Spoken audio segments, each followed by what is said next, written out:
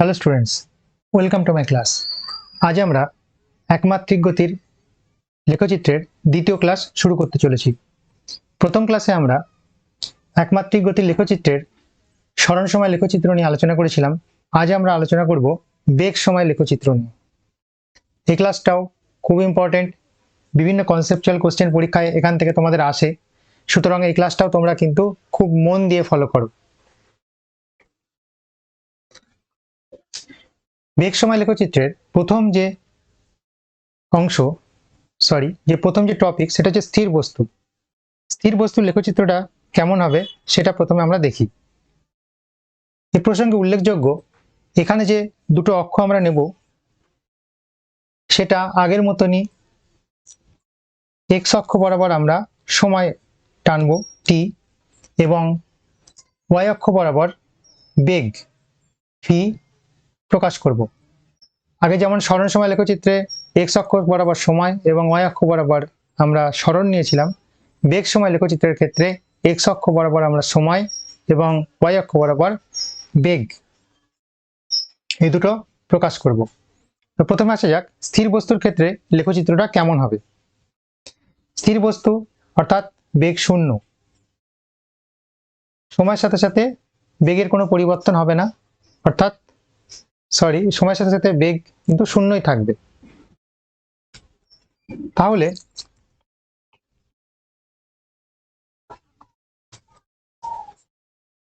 দেখো, যদি পয়েন্টগুলো আমরা নির্ণয় করার চেষ্টা করি টি আর ভি, তাহলে সময় যদি 0 হয় বেগ 0, সময় যদি 1 সেকেন্ড হয় বেগ 0, সময় যদি 2 সেকেন্ড হয় বেগ তখনও 0।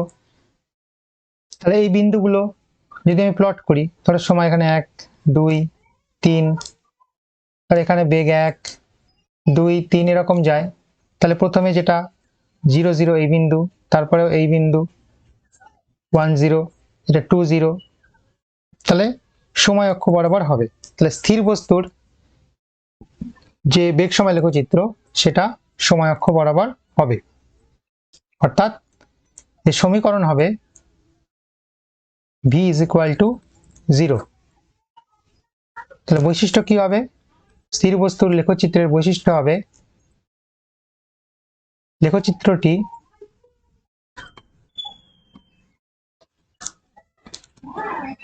সময় অক্ষ বরাবর হবে। এটা হচ্ছে লেখচিত্রটার বৈশিষ্ট্য, অর্থাৎ এরকম হবে।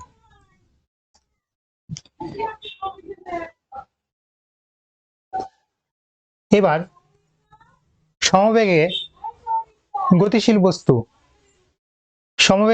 বস্তুর লেখচিত্র কেমন হবে সেটা আমরা একটু দেখি। তাহলে এক্স অক্ষ বরাবর আমরা টি, ওয়াই অক্ষ বরাবর আমরা ভি অঙ্কন করছি।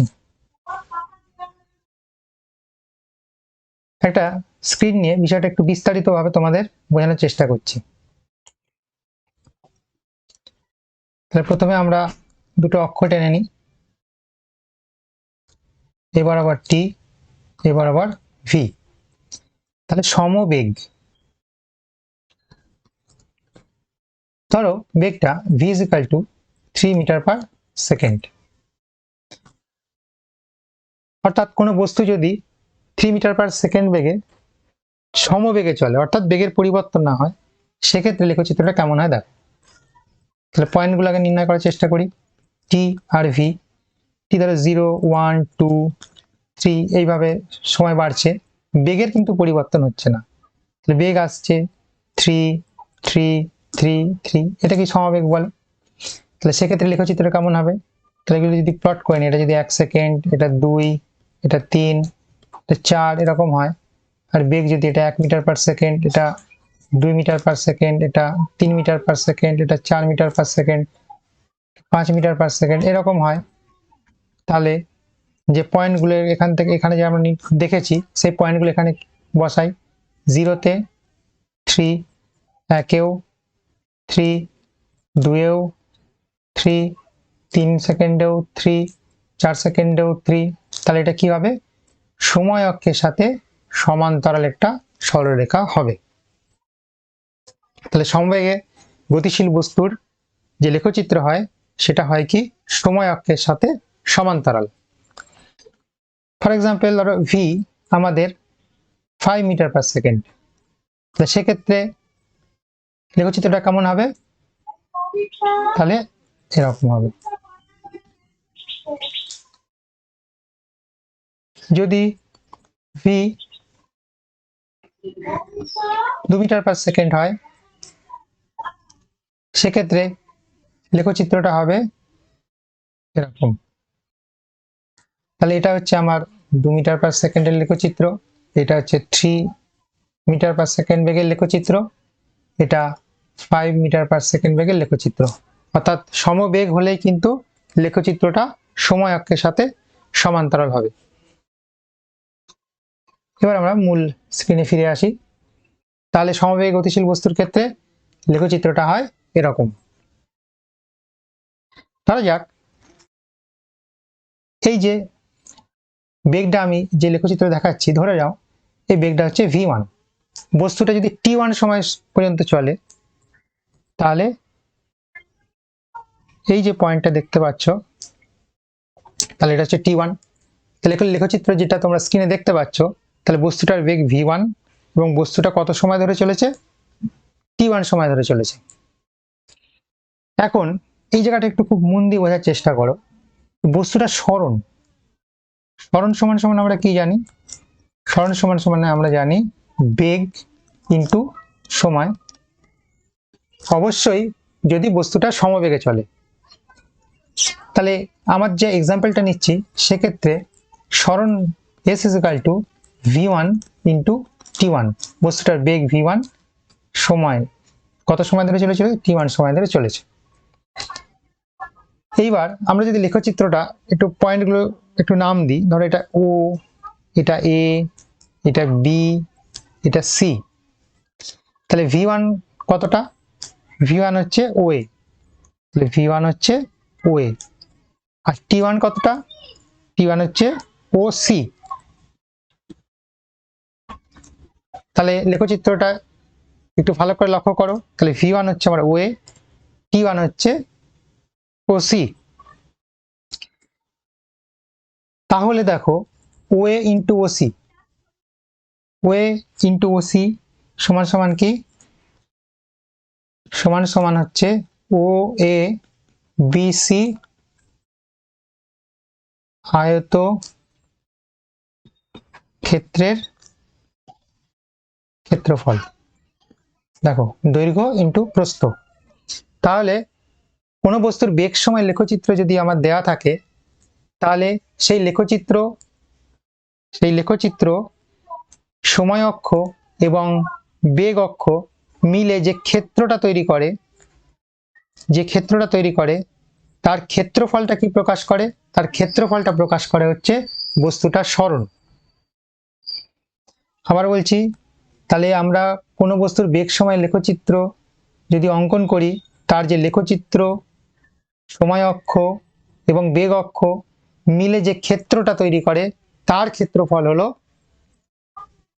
বস্তুর মোট সরণ। এটা কেবলমাত্র সমবেগের ক্ষেত্রেই সীমাবদ্ধ না, যে কোনো বেগের ক্ষেত্রেও কিন্তু এটা প্রযোজ্য। সাপোজ ফর এক্সাম্পল ধরো কোনো বস্তুর লেখচিত্রটা এরকম হলো, তাহলে এটা টি, এটা ভি। তাহলে দেখো এই বস্তুটার যদি আমরা সরণ নির্ণয় করতে যাই, তাহলে এই যে ক্ষেত্রফলটা হবে, এই ক্ষেত্রফলটা যদি আমরা নির্ণয় করতে পারি তাহলে বস্তুটার সরণ কিন্তু আমরা নির্ণয় করে ফেলবো। তাহলে এটা কিন্তু মনে রাখবে।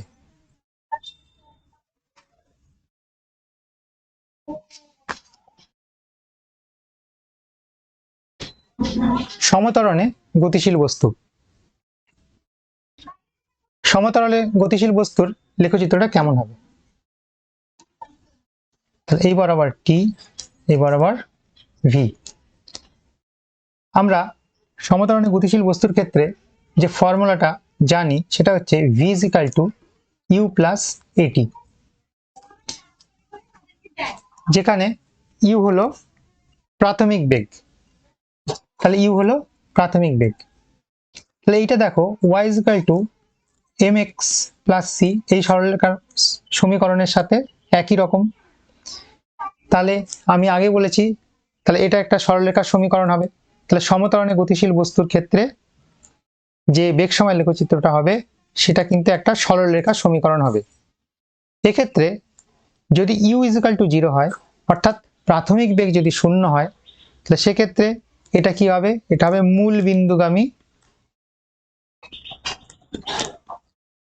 বিন্দুগামী সরলরেখা। অর্থাৎ সিটা যদি 0 হয় তাহলে মূল বিন্দুগামী সরলরেখা হয়। তাহলে সরলরেখাটা কেমন হবে, এরকম হবে। আর যদি কোনো প্রাথমিক বেগ থাকে অর্থাৎ u যদি নট ইকুয়াল টু 0 হয় তাহলে এটা কিন্তু মূল বিন্দুগামী সরলরেখা হবে না, সেটা ভি অক্ষের কোনো একটা বিন্দু থেকে স্টার্ট হবে। সাপোজ এরকম হবে যেখানে এইটা হচ্ছে ইউ।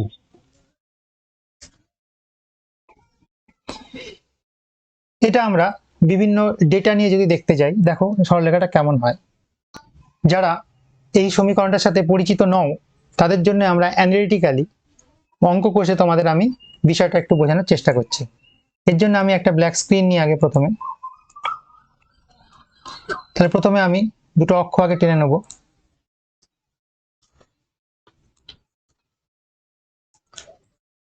এটা হচ্ছে আমার সময় অক্ষ, এটা আমি সেকেন্ড দিয়ে লিখছি। এটা হচ্ছে আমার বেগ অক্ষ, এটা মিটার পার সেকেন্ড দিয়ে আমরা দেখছি। তাহলে চিহ্নিত করি, এটা 1 সেকেন্ড, এটা 2 সেকেন্ড, 3 সেকেন্ড, 4 সেকেন্ড, 5 সেকেন্ড, এভাবে যাচ্ছে। এটা হচ্ছে আমার 1 মিটার পার সেকেন্ড, এটা 2 মিটার পার সেকেন্ড, এটা 3 মিটার পার সেকেন্ড, এটা 4 মিটার পার সেকেন্ড, এটা 5 মিটার পার সেকেন্ড। এইভাবে আমি ভাগ করে নিলাম। প্রথমে ধরা যাক একটি বস্তুর ত্বরণ হচ্ছে 1 মিটার পার সেকেন্ড স্কোয়ার এবং প্রাথমিক বেগ 0। সেক্ষেত্রে বস্তুটার গতির যে সমীকরণ v is equal to u plus at, তাহলে এটা কিরকম হয়, এটা হয় v is equal to u হচ্ছে 0, a হচ্ছে আর 1 into t, বা v সমান সমান t। তাহলে আমরা যদি বিন্দুগুলো নির্ণয় করার চেষ্টা করি, t আর v, t যদি 0 হয় v 0, t যদি 2 হয় v হচ্ছে 2, t যদি 4 হয় তাহলে v হচ্ছে 4। তাহলে এগুলো যদি আমি গ্রাফে প্লট করি কি আসছে, এটা হচ্ছে 0 0 পয়েন্ট, 2 2 পয়েন্ট, এটা তারপরে আসছে 4 4 পয়েন্ট, মানে এইটা। তাহলে এগুলো যদি আমরা যোগ করি তাহলে দেখো একটা মূল বিন্দুগামী সরলরেখা আমরা পাবো। তোমরা যদি গ্রাফ পেপারে টানো তাহলে তোমরা এটা দেখতে পাবে। যেহেতু আমি ঠিক গ্রাফ পেপার নয় এটা, তাই আমার একটু লাইনগুলো বেঁকে যাচ্ছে। তোমরা যদি গ্রাফ পেপারে এটা প্লট করো তাহলে এইটাই দেখতে পাবে, তোমরা দেখবে মূল বিন্দুগামী একটা সরলরেখা হবে। এইবার যদি প্রাথমিক বেগ থাকে, ধরে নাও ইউ সমান সমান 2 মিটার পার সেকেন্ড, সেক্ষেত্রে আমার সমীকরণটা কি হয়, ভি সমান সমান 2 প্লাস 1 ইন্টু টি, বা ভি সমান সমান 2 প্লাস টি। এইটা যদি আমি বিন্দুগুলো নির্ণয় করার চেষ্টা করি কি হয়, দেখো টি আর ভি, টি যদি 0 হয় ভি কত হয় 2, টি যদি 1 হয় তাহলে ভি কত হয় 3, টি যদি 2 হয় কত হয় 4। মানগুলো বসাও, টি এর মানগুলো বসাও, তাহলে এই মানগুলো পেয়ে যাবে। তাহলে প্রথম যে বিন্দুটা সেটা হচ্ছে 0 2, অর্থাৎ এই বিন্দুটা। তারপরটা হচ্ছে 1 3, 1 হলে 3 এইটা। তারপর হচ্ছে 2 4, 2 হলে 4, এগুলো যোগ করো, এরকম সরলরেখা পাবে। অর্থাৎ এর ক্ষেত্রে u is equal to 0, তাই এটা মূল বিন্দুগামী সরলরেখা। এর ক্ষেত্রে u is equal to 2 metre per second. তাহলে প্রাথমিক বেগ যদি থাকে তাহলে দেখো এখান থেকে শুরু হচ্ছে, যদি 3 মিটার পার সেকেন্ড প্রাথমিক বেগ হতো তাহলে এখান থেকে শুরু হতো। এইবার একটা জিনিস তোমরা ভালো করে লক্ষ্য করো, এই দুটো কিন্তু সমান্তরাল সরলরেখা। যেহেতু এদের ত্বরণ একই তাই এরা কিন্তু সমান্তরাল হবে, ঠিক আছে। এইবার যদি ত্বরণ একটু বেশি হয়, আমি আর একটা এক্সাম্পল নিয়ে একটু বোঝানোর চেষ্টা করি বিষয়টা। ধরো ত্বরণ হচ্ছে আমার 2 metre per second square, sorry A, এবং ইউ যদি 0 হয় তাহলে সেক্ষেত্রে আমার সমীকরণটা কি হয়, v ইজ ইকুয়াল টু কি হয় 3t, sorry v is equal two হয় 2t। তো সেক্ষেত্রে আমার বিন্দুগুলো কি হয় একটু দেখে নিই, t আর v, তাহলে t 0 হলে v 0, t যদি 2 হয় v 4, t যদি 3 হয় v কত হয় 6, এরকম হয়।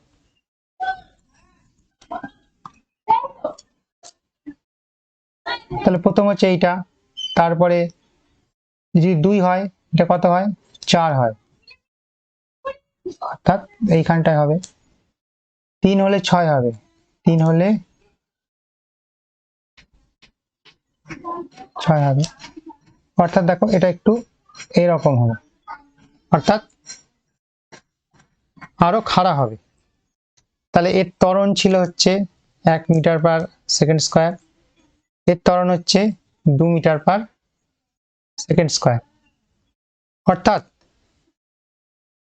ত্বরণ যত বাড়বে তো দেখো সরলরেখাটা কিন্তু আরো স্টিপার হবে। এই দেখো এইটা এখানে, এটা দেখো আরো খাড়া হয়ে গেছে। তাহলে ত্বরণ যত বাড়বে সরলরেখাটা কিন্তু আরো খাড়া হতে হতে থাকবে। তাহলে এই এক্সাম্পলগুলো তোমরা খুব মন দিয়ে দেখো। যদি প্রাথমিক বেগ 0 হয় তাহলে মূলবিন্দুগামী সরলরেখা হবে, যদি প্রাথমিক বেগ থাকে তাহলে মূলবিন্দুগামী না হয়ে প্রাথমিক বেগ যেখান থেকে সেখান থেকে স্টার্ট হবে সরলরেখাটা। আর একটা কি, আর একটা হচ্ছে ত্বরণ যত বেশি হবে সরলরেখার নতি তত বেশি হবে। আবার মেন স্লাইডে ফিরে আসি, তাহলে আমরা এখানে যে দুটো সরলরেখা দেখতে পাচ্ছি, তাহলে প্রথমটা কি প্রকাশ করছে, প্রথমটার প্রাথমিক বেগ 0, অর্থাৎ y is equal to mx সরলরেখা, আর সেকেন্ড যেটা সেটার কিন্তু প্রাথমিক বেগ 0 নয়, অর্থাৎ এটা কিন্তু y is equal to mx plus c এই টাইপের সরলরেখা।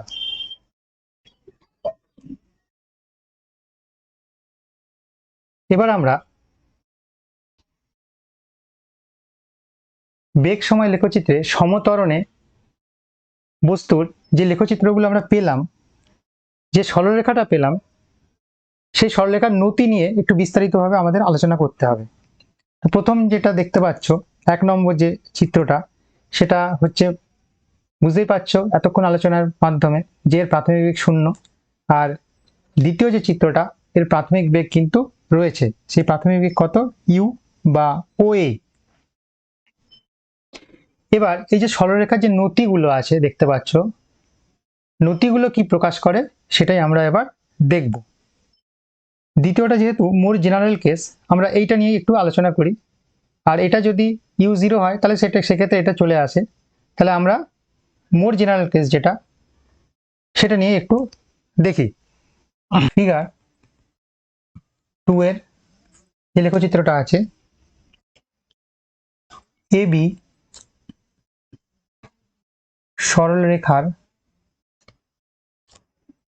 নতি ইজ ইকুয়াল টু, এটা যদি আমার থিটা হয় ট্যান থিটা, অর্থাৎ সময় অক্ষের সাথে কোণ। তাহলে যেহেতু এইটা আর এটা সমান্তরাল, অর্থাৎ এই যে সময় অক্ষ আর এটা সমান্তরাল, তাহলে এর সাথে কোণ যা হবে সরলরেখাটার, এর সাথে কোণ কি হবে একই হবে, অনুরূপ কোণ হবে। তাহলে ট্যান থিটা সমান সমান কি, কোন ত্রিভুজটা বি এ ডি, এখানে যে ত্রিভুজটা নিচ্ছি সেটা হচ্ছে বি এ ডি, সমান সমান হচ্ছে লম্ব বাই ভূমি সমান সমান হচ্ছে বিডি বাই এডি। বিডি কি, বিডি সমান সমান কি লিখতে পারি ভালো করে ছবিটা লক্ষ্য করো, বিডি সমান সমান আমরা লিখতে পারি BC minus DC by AD সমান সমান কি লিখতে পারি ওসি। বিডি, যে বিডি সমান সমান কি বিসি, যে বিসি মাইনাস ডিসি, আর এডি, এডি মানে হচ্ছে ওসি। এখন বিসি মানে দেখো কি, বিসি মানে হচ্ছে ভি, তাহলে বিসি মানে হচ্ছে এই যে এটা এরকম হবে, তাহলে এটা হচ্ছে ভি, তাহলে বিসি মানে হচ্ছে ভি, আর ডিসি মানে হচ্ছে ইউ, এই যে ডিসি মানে হচ্ছে ওএ, ওএ মানে হচ্ছে ইউ, আর ওসি মানে হচ্ছে টি। এটা সমান সমান আমরা কি দেখতে পাচ্ছি V minus you by T. এটা খুবই পরিচিত সমীকরণ, অর্থাৎ বেগের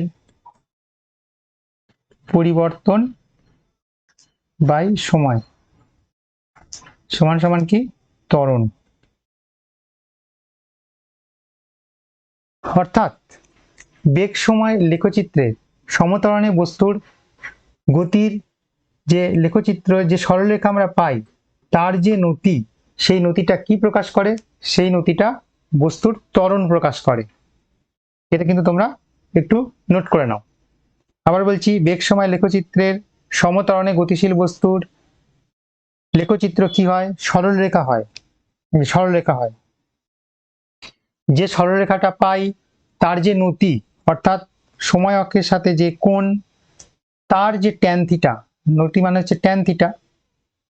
যারা ট্যান থিটা সম্বন্ধে আইডিয়া নেই তারা মনে রাখো যে ত্রিভুজটা হবে তার লম্ব বাই ভূমিটাই হচ্ছে নতি। তাহলে সেই নতিটাই কি প্রকাশ করে, সেই নতিটা কি প্রকাশ করে না ওই বস্তুর ত্বরণ প্রকাশ করে।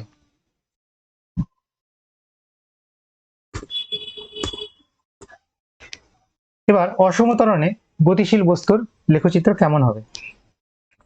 তাহলে একইভাবে এটা সময়, এটা বেগ, তাহলে অসম ত্বরণে বস্তুর ক্ষেত্রে যেটা যে কোনো একটা বক্ররেখা হবে, তো লেখচিত্রটা এই টাইপের হবে, যে কোনো একটা বক্ররেখা। এবার এই লেখচিত্রের উপর আমরা দেখো দুটো বিন্দু নিয়েছি, একটা এ বিন্দু আর একটা বি বিন্দু। এই বিন্দু যোগ করেছি একটা, যদি যোগ করি এটা সরলরেখা দিয়ে, তাহলে এটা কি হয়, একটা জ্যা পাই। এবার এই জ্যায়ের যে নতি, এই যে এবি জ্যায়ের যে নতি, যে থিটা, সেই তার যে নতি অর্থাৎ ট্যান থিটা, সেটা কি প্রকাশ করে, গড় ত্বরণ প্রকাশ করে। অর্থাৎ এ বিন্দুতে আর বি বিন্দুতে যে ত্বরণ, তার গড় ত্বরণ প্রকাশ করে। তাহলে অসম ত্বরণের ক্ষেত্রে যে জ্যাটা পেলাম, দুটো মুহূর্তে যে টি1 মুহূর্তে যে ত্বরণ, টি2 মুহূর্তে যে ত্বরণ, তাহলে এ বি যে জ্যাটা পেলাম, এ বি জ্যায়ের নতি ট্যান থিটা সমান সমান গড় ত্বরণ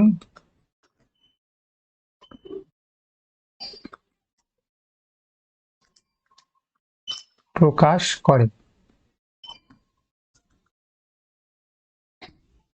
এখন যদি এই যে টি1 মাইনাস টি2 মাইনাস টি1, অর্থাৎ এটা যদি টেন্ডস টু 0 হয়, অর্থাৎ এই টাইম ইন্টারভ্যাল বা সময় অবকাশ যদি খুব ছোট হয়, তাহলে সেক্ষেত্রে কি হয় দেখো, আগের দিনের মতনই ঠিক কেস, একই কেস। সেটা কি টি1 এবং টি2 এই মুহূর্তে যদি খুব ছোট হয়, তাহলে এ আর বি কি হয়, একই বিন্দু হয়ে যায়। তাহলে এ আর বি যদি একই বিন্দু হয়, তাহলে এ বি জ্যাটা কি হয়, এ বিন্দুতে স্পর্শক হয়ে যায়। তাহলে সেই স্পর্শকের যে নতি, সেই স্পর্শকের নতি কি প্রকাশ করে না ওই মুহূর্তে বা কোনো মুহূর্তে ত্বরণ প্রকাশ করে। তাহলে আবার বলছি, যদি টাইম ইন্টারভ্যাল যদি খুব ছোট হয়, সেক্ষেত্রে এ বি জ্যাটা এ বিন্দুতে অঙ্কিত স্পর্শক হয়, সেই স্পর্শকের নতি কি প্রকাশ করে, সেই স্পর্শকের নতি প্রকাশ করে ওই মুহূর্তের ত্বরণ। অর্থাৎ এই যে স্পর্শক যে থিটা, তার যে ট্যান, সেটা কি প্রকাশ করবে ওই এ বিন্দুতে বস্তুর ত্বরণ প্রকাশ করবে। তাহলে কোনো মুহূর্তে ত্বরণ সমান সমান কি, ওই মুহূর্তে ওই বিন্দুতে অঙ্কিত স্পর্শকের নতি অর্থাৎ ট্যান থিটা। তাহলে বোঝা গেল যে কোনো মুহূর্তে যদি আমি ত্বরণ নির্ণয় করতে চাই অসম ত্বরণের ক্ষেত্রে, তাহলে ওই মুহূর্তে ওই বিন্দুতে একটা স্পর্শক অঙ্কন করতে হবে এবং এই স্পর্শক সময় অক্ষের সাথে যে কোণ করে তার ট্যান নিলেই আমরা ওই মুহূর্তে আমরা বস্তুর ত্বরণ পেয়ে যাব। তাহলে আমাদের ক্লাস আজকে এই পর্যন্তই। যে জায়গাগুলো বুঝতে অসুবিধা হচ্ছে তোমরা ভিডিওটা স্কিপ না করে সেই জায়গাগুলো বারবার দেখো। তাও যদি কোনো অসুবিধা হয় যে মেল অ্যাড্রেসটা দেখতে পাচ্ছ এই মেল অ্যাড্রেসে মেল করতে পারো বা কমেন্টে কমেন্ট করতে পারো। আমি যথাসম্ভব ওই জায়গাগুলো বোঝানোর চেষ্টা করব। Thank you.